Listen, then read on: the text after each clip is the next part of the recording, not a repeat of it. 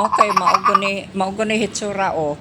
Nagsugod na bitaw og kalagom kay 2017 mangguni na ako gipabutang bitaw, gipa-install din sa Panday. Kay haron ba og magtaligsik. Dili bitaw mo sa libo sa balkon, at least makalingkod-lingkod ka, makarelax ka bisag mag-ulan. Dili ka mabasa mo nang gipabutangan ako na sa nipa. Og karon kinahanglan na pong ilisdan kay 2017 no, 18, 19, 20, 21, 22, 23, 24, 25. Hala 8 years na biya. No, nya nilagom naman lain naman tan-aw dahil ang uban nasugod nagkagisi. Nay buslot wala lang ko kamatikod ba.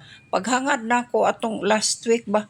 Ay naunsa man niya uy hapit naman din nagusbat maula puta ani mo nang ning palit ko polycarbonate sa City Hardware.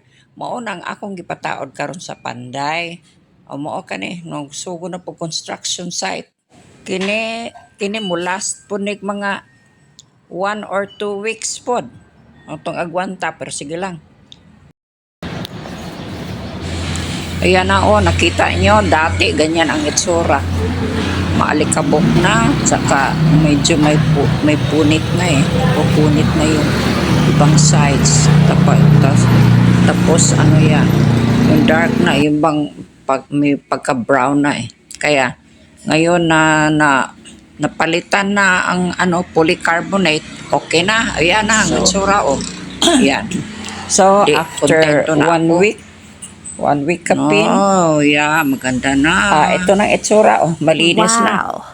Kasi inalis na yung yung napunit na at saka marumi na polycarbonate. Aya, ito na, buti na lang.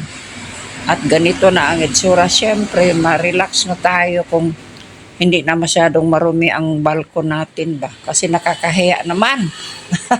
Kakahiya naman kung makita kasi. Kasi hindi talaga maiwasan yan, iitim yan dahil sa yung alikabok sa init at saka sa ulan. Tapos ayan Kaya ito na lang, wala na tayong magawa. Kailangan na gagawin natin sa gusto natin at sa hindi, basta gagawin na lang natin. Okay. So, I'm happy na nagawa na ito. Oo, yan. Thank you. Thank you for watching.